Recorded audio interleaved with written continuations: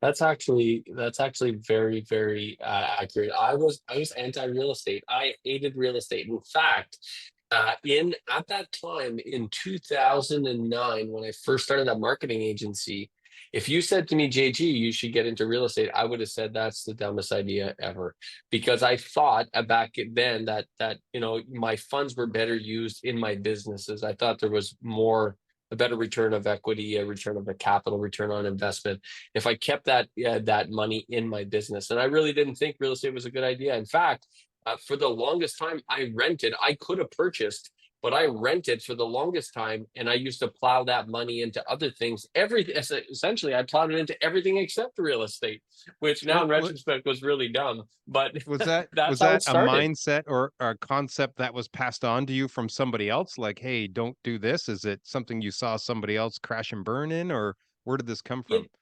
well, no, that's actually a great question, and it was always it was I guess early on with I used to have these business conversations with my dad and with other people, non-real estate related people, and they would always say to me, JG, instead of buying a place, just consider if you took that money, because if you took that money that you're going to put to invest in the place, put a deposit down, that mortgage money, so on and so forth, if you're going to do that, consider putting that money in the stock market or in a business or into something else, and just measure the return on investment. Which one will pan out better?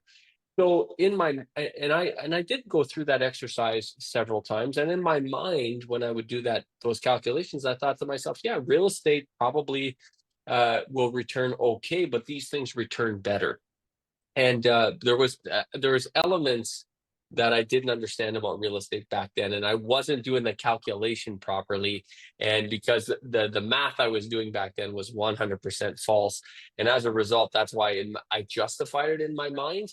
Right. But yeah, that's where it started. I mean, back then I was anti-real estate, and I wasn't scared about saying it either, because that was everyone's dream. Everyone wanted to buy a house and maybe get into real estate and have a second property one day. And I just thought this is definitely not the path. And maybe that's actually part of it too, Dennis, frankly. Now, you're making me reflect on this conversation. Maybe that was part of the issue too, is, as you can see, I've always been a little bit against the grain. I've always had this fundamental belief that if everyone's going left, I'm going right.